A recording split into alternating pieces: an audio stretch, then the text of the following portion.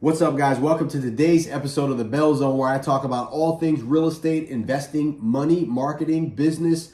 Man, I love this stuff, and I want to help you by sharing with you my experiences and what I went through to get to where I am today with a $50 million real estate fund, a team looking at deals that are anywhere from $30 to $120 million, multifamily properties here in San Diego County.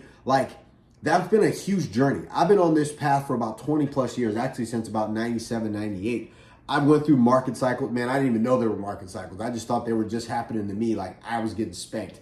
So I like to share with you guys what I did. One, because I want you guys to invest with me. Totally transparent. My goal is to share information with you so you either can, one, go do this yourself, or two, invest money with me, because at least you understand where I come from. You either like me or you don't. And naturally, if you make money with some information that I gave you, hopefully you're investing or something, you feel confident enough to say, look, I made money with that guy, I'll invest with that guy. That's really transparent. I want you guys to become Bell Capital investors. But for today's video, I want to share with you guys my mistakes that I made that, man, I wish somebody had this conversation with me when I was young Victor, right? When I was in my 20s, trying to figure it out. But be honest with you, there wasn't as much information out there as there is today about real estate investing, how to do stuff, and to be able to do it the right way. And be honest with you, the giants weren't that big then. They weren't. But here's what I learned. These are the things, the mistakes that I made. And like I said, if somebody tells you where not to go, you get to where you want to go faster. And all of us need that. So again, I just share mistakes because I wish somebody had said, hey, Vic, here's what I wish I knew. Here's the mistakes I made so you can avoid them. Now, some of you guys will be like, well, it's one thing to avoid a mistake, but what if you're just getting started? Or what if I don't have what it's like listening to Jay-Z telling you that he wished he would have done something different. Well, if you're not Jay-Z yet, you're just getting started. You go, well, but you have this. I can't start like that. That's not true. He's actually sharing with you what you can do to cut down a learning curve he didn't have to. Those are mistakes made that you can avoid. So that's what today is. Mistakes I want to help you avoid. So my number one mistake that I made, you heard me say this before, is that I was thinking way too small. When I got in, now let me change that. I thought big, but I started small. Like I bought into that concept because I had a business coach that was like, think big, start small. That's stupid. Think big, and the bigger you can think and the more you can do, the more you can get done. So I was like, look, I know I want to get to a billionaire. I want to become a billionaire. I want to have $1 billion worth of real estate. This was way back, like in the early 2000s. I knew that number was realistic because there was real estate billionaires at the time, big firms, right? But I didn't really understand what that meant. But so that was my number one mistake. I was thinking too small for too long, or I was thinking big, but I started small, and that was a mistake that I made. I should have just thought big and went as big as I could at the moment and have that conversation more often. That was number one. The next mistake I made, I didn't treat real estate like a business. I kept treating real estate like an ATM machine. And you guys, if you watch any of my old videos, if you're flipping houses or you're buying subject to deals like I do, or you're picking up some small deal, that's an ATM machine. You're gonna buy that, you're gonna turn around and sell it short term, and you're gonna make that money. And if you're just starting off, you need money to live off of, or you have a job and you're trying to quit your job, become financially free, and you're gonna dabble in real estate as a side project, as a side gig. Look, yeah, you can do that. But for me, I didn't treat it like a business. This was my full-time thing. It's what I've always done. But even still, it was just the Victor Bell Show. I had like an assistant. I had a couple people who helped me. I had a couple of different partners. But in the end, it was always just me. I should have been treating it like a business. That was a huge failure. I could have already had $1 billion worth of real estate had I just treated what I was doing like an actual business instead of just treating it like a project or a side thing or a hustle. All right. So the next thing, I was focusing on deals. I should have been focusing on lower cap rate deals. So I was looking for deals that had a 8 cap, a 9 cap, a 10 cap, an 11 cap. Properties that had problems when I was looking at multifamily deals. I shouldn't have been doing that. I should have been looking at lower cap rate deals. The lower the cap rate, the better my exit. The problem was when I was looking at these high cap rate deals, yes, I made better cash flow on those deals, but when it came time to get out, I was barely making any money on the way out. I would just have to sell it on the fact that, hey, there's cash flow here, right?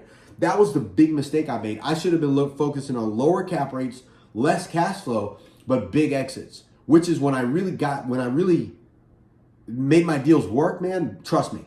My big exits was like, 3 times. It was like 700,000, 900,000 on the exit. These were big deals. You can't do that if you're looking for these high cap rate deals. So that was another mistake that I made. I should have been focusing on lower cap rate stuff, less cash flow, bigger deal, like properties that had a bigger exit, bigger bang on my out, right? Next thing was similar to that. I should have been focusing on deals that had a little less cash flow. Less cash flow, yes, but you can't do a deal multifamily wise or apartment building wise and not make cash flow. It still has to cash flow. But what some people ain't gonna tell you, lean in on this one. This is a big secret. The real game here is not the cash flow. That's the drip. That's the drip that pays the bills and pays you as an investor every month while we wait on the main course. See, cash flow is almost like the appetizer to the meal, right? When you go to like somebody's house for Thanksgiving or you have your own Thanksgiving dinner, all those little side, hey, this is out and this is done and this is this thing. Because really, what do people show up for Thanksgiving? They come in there for the turkey. They're not really coming there for side dishes. But cash flow is like the side dish, that big appreciation bump, the double or triple on the out, that's the turkey. And that's what I should have been focused on a lot more, less on that cash flow. But next thing, what I used to do as a mistake was I started chasing cheaper markets. That's a problem because if you're thinking small and you're listening to all, some of the other people out there, then rather than look in your own backyard and go, oh, because I did that. I did that for years. It was like, oh, I was in Hawaii and it was, oh, it's too expensive. How are people making it work? Because I kept listening to these small-minded people who really didn't have my goals. They were just trying to survive.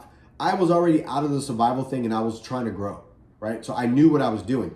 So, but what I should have been doing was instead of chasing cheaper markets, like I was in Hawaii looking at Vegas, Nevada, Florida, Texas, Tennessee, what was the other market? Ohio, Michigan, North Carolina. I was leaving my market and going to these other markets while they had growth because I was chasing growth and I'll talk about that later. But I really should have been looking at my own backyard. These were the properties that had, yes, lower cap rates, less cash flow on the deals. But when I finally looked at my own backyard instead of chasing other markets because I thought they were easier, I actually made more money in my own backyard than I did in all the other markets combined. 100%. Next, I wasn't always raising money. That's my number one thing right now. It's kind of like being in business. Your number one target, your number one stat you need to track is you need to be making sales. Revenue, number one. But in real estate as a business, like we have a Bell Capital, our goal is to always raise money, be connecting with our investors. We need to be raising money from investors. So that was a mistake that I made. I had 1, 2, maybe 5 or 6 investors, my go-to people, my buddies that had businesses. But really what I should have had was thousands of investors. Right now, I would have thousands of investors, man. That's one of my biggest, that's my biggest pain point in my life right now is I underestimated the amount of money that I was going to need to continue to push this business forward and to be able to continue to invest based on what I did. Was not consistently going out, finding more investors, making more connections, and raising more money. So the next mistake I made was chasing new fads. You guys all know, oh, there's a new Airbnb thing. Let's get into that. Let's start looking for those properties. And then now there's like the ADU, which is additional dwelling units. Let's go find a property where we can build additional dwelling units or we can turn something off in the back, whether it's a house. We can put up 5 units, 10 units, 20 units on this one property. And let's do that. That was a fad. In the past, it was like student housing. Let's go find things where we can, which was the BRRRR method, which is now the BRRRR. Before it was like rent a room to students or whatever it was. Like all of these different ways, these different fad strategies that came out that used real estate to grow. I did it too. I started chasing stuff. And let me tell you, there was times when I was already making headway, buying real estate, and then a new fad would come out. I would go to some seminar here about, oh, these people are making money in this. And then I would take my foot off the gas, slam on the brakes, and then move this next strategy thinking, well, it's all real estate. I could just now offer this to the seller.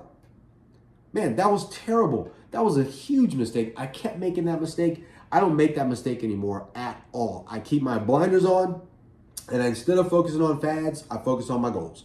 I'm trying to create wealth. I'm trying to build a real business, a $1 billion portfolio in multifamily, great assets, institutional quality, and bring on my investors and make us all money. That's the fad.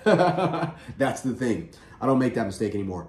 Next, I should have had, just like investors, I should have more partners. I should have been out making more partnerships with people who either didn't have what I had and we can collaborate and put things together, or I can go off and, hey, look, if you want to partner on some stuff, here's what we're doing. I should have had more partners, not 1, 2, 3, and 5.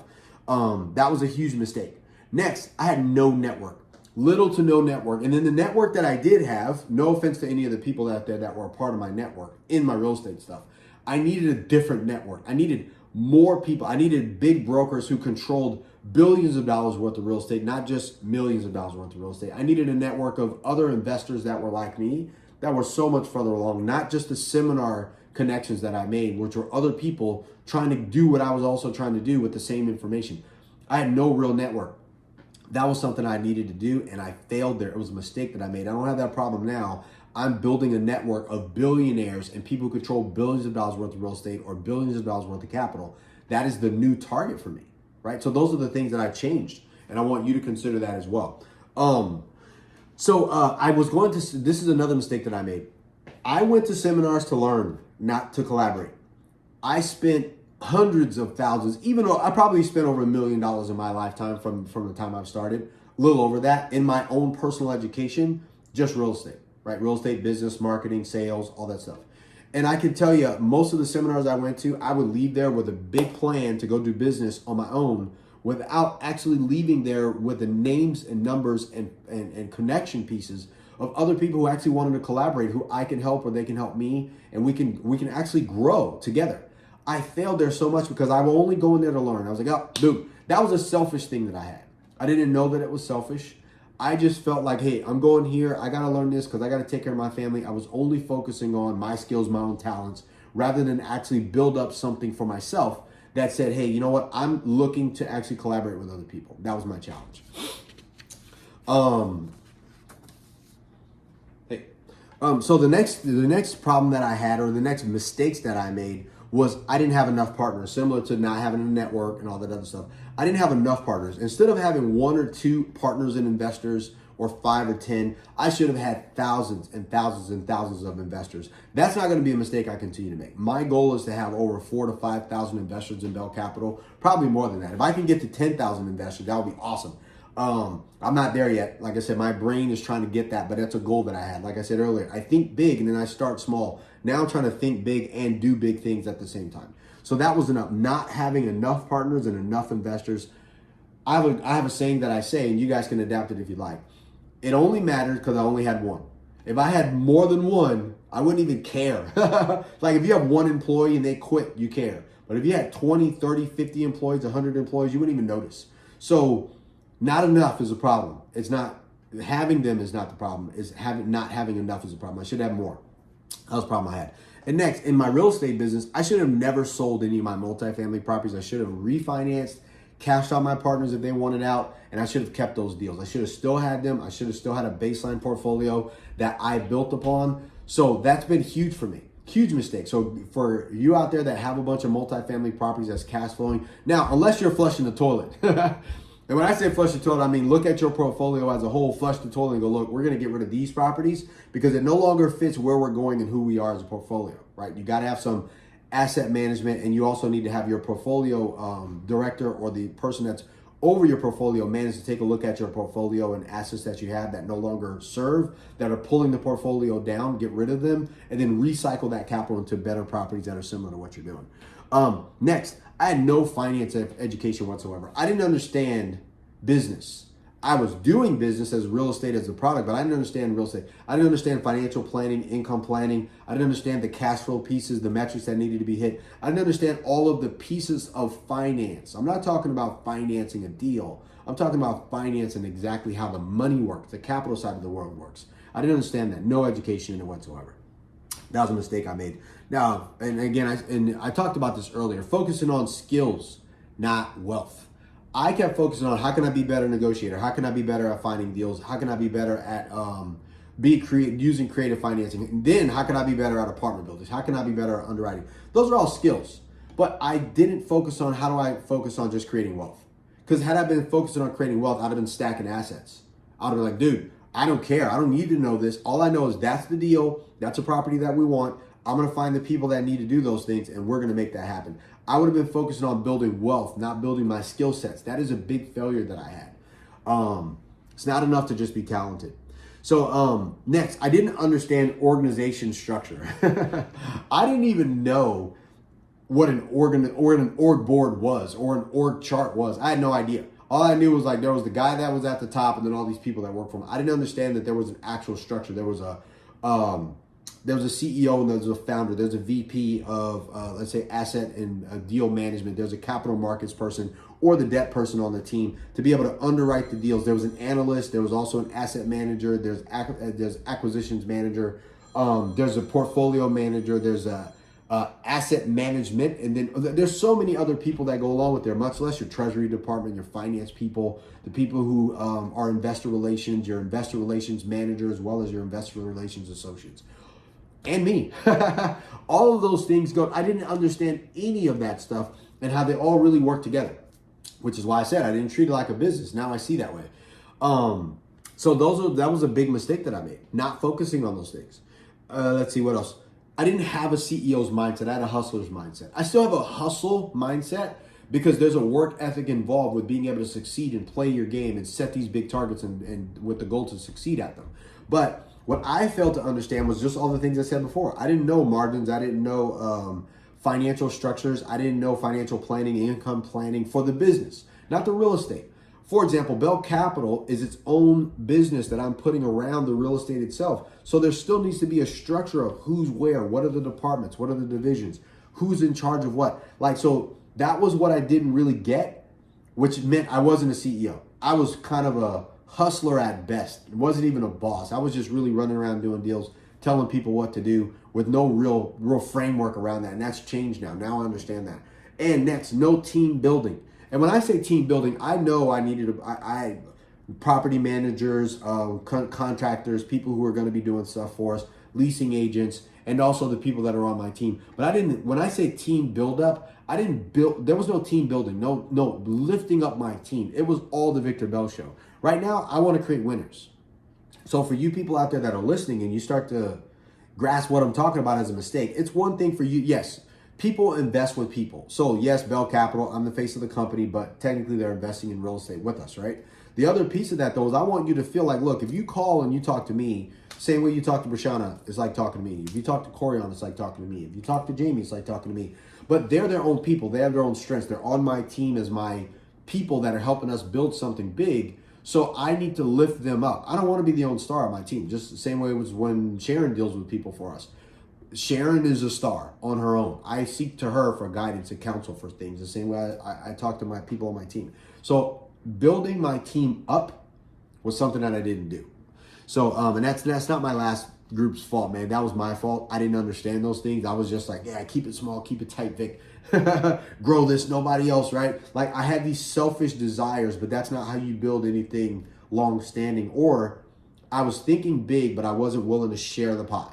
And I'm now in this place in my life where I'm like, look, I want to build something big. I want to hit billionaire status. I want to do it through real estate. That's the most sophisticated investment or asset that I can do. That's for a simple guy like me that I can understand, that I can help my people understand, my investors understand it, but we can get in that game.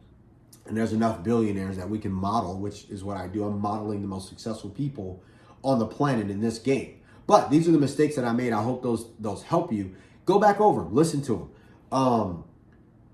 You guys may not be making these mistakes. Maybe you guys have all this stuff figured out. I didn't have anybody in front of me, or I didn't have somebody transparent enough to say, hey Vic, here's the things that we're doing. Here's the mistakes that I made that I want you to avoid on your track or on your cycle of life that you are right now for what you're doing. So I hope this helps you. These are my mistakes. I didn't number them or anything like that, but listen to this, take notes, write these things down and make a decision. One, you can do this yourself. You can go off, you can find your own deals, buy your own deals, manage your own deals. You get 100% of the upside and you also get 100% of the work, which is what I tell people. Yep, all of it. 100% of those problems are yours too. Or you can turn around and you can find out about what it's like to invest with us. You can go to bell-capital.com. You can go to, there's only two things you can do on that page. You can schedule a call, book a call with me and Brashana. We can answer your questions if you have some personal things that you want to go over, or you could get started, meaning like you go in, you register on our investor portal, you get the opportunity to do your due diligence, check out the paperwork. You can see all of that information there, and then you can schedule a call and we can help walk you through the paperwork. I know you no one's gonna pop and invest 100, 200, 300, $1 million without talking to a real person. I don't believe that. I wanted to build something. I love talking to you guys about that. But that's what I want you to do. If you want to do it yourself, man, I'm here for you. We got courses, we got trainings on this that can help walk you through what I did so you can go buy your own deals. Or if you want to invest with us, which is what I suggest most people do, just being honest, Work with somebody who already has traction, already knows what they're doing, and then you can focus on your business, creating more money, focus on your own income while we help build your wealth on the other side. We can put your money to work and help you multiply money.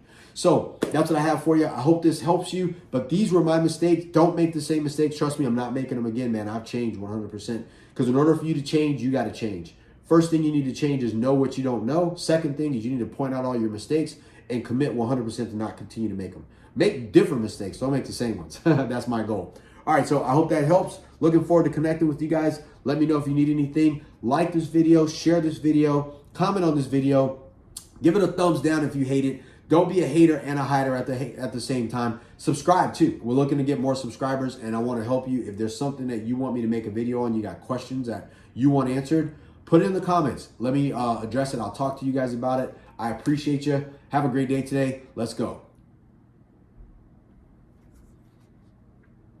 Recording stopped.